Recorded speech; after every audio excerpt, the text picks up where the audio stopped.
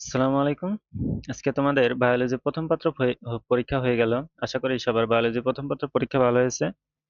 আগামী biology second পেপারের মধ্যে মাত্র একদিন ছুটি আছে। তো একদিনের মধ্যে তোমাদের সবকিছু কভার করা অনেক কঠিন হয়ে যাবে। তো আমরা এই জন্য একটা সুপার মাস্টার সাজেশন নিয়ে এসেছি। তোমরা এই সাজেশনটা ভালো করে দেখলে ইনশাল্লাহ আশা করি তোমরা বায়োলজি সেকেন্ড পেপার থেকেও ভালোভাবে কমন পাবা। ওকে, আমরা প্রথম অধ্যায়ের ক্ষেত্রে যে সাজেশনগুলো রেখেছি এখানে তোমাদের যে নন কর্ডাটা পর্বের প্রাণীগুলো আছে যেমন নিডারিয়া, প্লাটিহেলমিনথেস, অ্যানালিডা, নলাস্কা, আর্থ্রোপোডা, একাইনোডার্মাটা। তো এই যে পর্বগুলো আছে খুবই গুরুত্বপূর্ণ এবং এখান থেকে প্রায় প্রতি বছর দেখা যায় সিকিউ আসে এবং এখান থেকে এমসিকিউ আসে। তো এখান থেকে এই টপিকগুলো একটু ভালো করে দেখবা। দেন কর্ডাটা পর্বের মধ্যে কন্ডিকটিস, তারপর এমফিবিয়া, রেপ্টিলিয়া, অ্যাভেস, ম্যামালিয়া।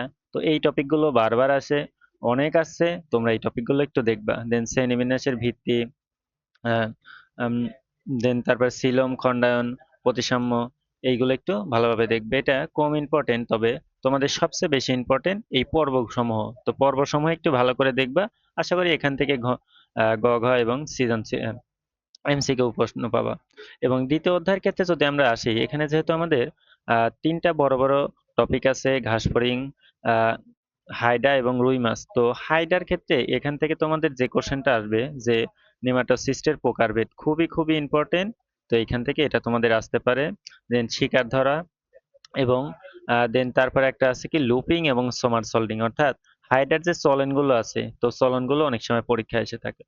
দেন আমরা যদি ঘাস ফড়িং এর ক্ষেত্রে আসি তাহলে সেই ক্ষেত্রে দেখবা যে ঘাস ফড়িং এর ওমাটিরিয়াম এর গঠন দর্শনে অ্যাপোজিশন এবং সুপারপজিশন যেগুলো আছে না, এতগুলোর প্রতিবিম্ব আসে। চিত্রটা আসতে পারে, একটু খুব ভালো করে দেখবা।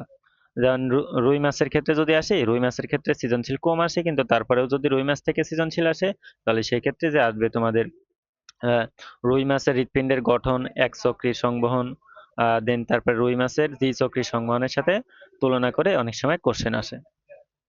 দেন তারপরে আমরা তৃতীয় অধ্যায়ের ক্ষেত্রে যদি আসি তাহলে সেই ক্ষেত্রে দেখবা জৈব রসায়ন, অর্থাৎ যকৃতের যে জৈব রসায়নিকার ভূমিকা, এটা খুবই ইম্পর্টেন্ট, তোমাদের কোশ্চেন থাকতে পারে।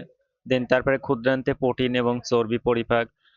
দেন চতুর্থ অধ্যায়ে যদি আসি সেই ক্ষেত্রে রক্ত সংবহন, অর্থাৎ হৃৎপিণ্ডের যে ভেতর রক্ত সংবহন এবং মায়োজনিক নিয়ন্ত্রণ, সান, এভিএন, বান্ডেল অফ হিস, এগুলো খুবই ভালো করে দেখবা। আশা করি এগুলো থেকে সৃজনশীল পাবা। দেন আমরা পঞ্চম অধ্যায় থেকে যদি আসি শ্বসন শ্বাসক্রিয়া, এখান থেকে অক্সিজেন এবং কার্বন ডাই অক্সাইডের যে পরিবহন প্রক্রিয়া, এটা তোমাদের পরীক্ষায় থাকতে পারে।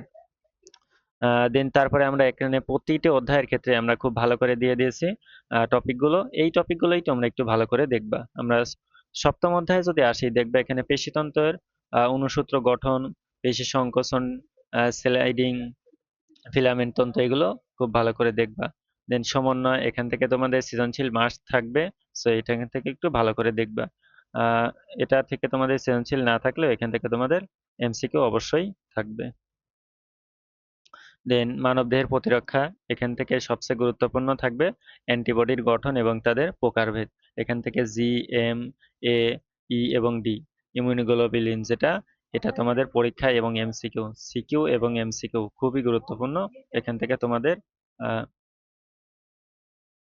এখানে অ্যান্টিবডির এই তোমাদের সিকিউ এবং এমসিকিউর জন্য খুবই গুরুত্বপূর্ণ। এখান থেকে একটু ভালো করে দেখে নেবা। জিন তত্ত্ব, এটা থেকে একটা সৃজনশীল থাকবে। আশা করি তোমরা এখান থেকে পারবা। যেমন প্রকট এপিস্টেসিস, পরিপূরক জিন, সমপ্রকটতা, তো এগুলো পরীক্ষায় থাকবে, তোমরা এগুলো একটু ভালো করে দেখে নিবা। দেন তারপরে আছে মানুষের লিঙ্গ নির্ধারণ, যেমন এক্স ওয়াই। তো এগুলোর মাধ্যমে তোমাদের দিয়ে দেবে। তো এখান থেকে আরো আছে তোমাদের ডিসঅর্ডার, যেটা বর্ণান্ধতা। তো বর্ণান্ধতার ক্ষেত্রেও তোমাদের এখান থেকে সিকিউ থাকবে। দেন লাস্ট অধ্যায়ের ক্ষেত্রে তোমাদের সিকিউ না থাকলে অবশ্যই এমসিকিউ থাকবে। লাস্ট অধ্যায়টা তোমরা এমসিকিউ আকারে দেখে যাবা। তো এখান থেকে দেন তারপরে আমরা এখানে তোমাদের 50টা গুরুত্বপূর্ণ ক নম্বর অথবা এমসিকিউতে আসতে পারে, এখানে দিয়ে দিছি, তোমরা এই পিডিএফ থেকে একটু ভালো করে দেখে নেবা। তো এখান থেকে যদি আমরা বায়োলজি সেকেন্ড পেপারে আসি তাহলে দেখবা 1, 2, 3, 4 এবং 5 নম্বর না থাকলেও তোমাদের সপ্তম, অষ্টম, নবম এবং দশম। তো এই অধ্যায়গুলো থেকে তোমাদের সিকিউ থাকবেই। তোমরা এইগুলো একটু ভালো করে দেখবে। আশা করি এই অধ্যায়গুলো থেকেই তোমরা তোমাদের 5টি সৃজনশীল ভালোভাবে দিতে পারবা এবং 8টি এখান থেকেই কমন পাবা। তোমরা এই অধ্যায়গুলো একটু ভালো করে দেখবা।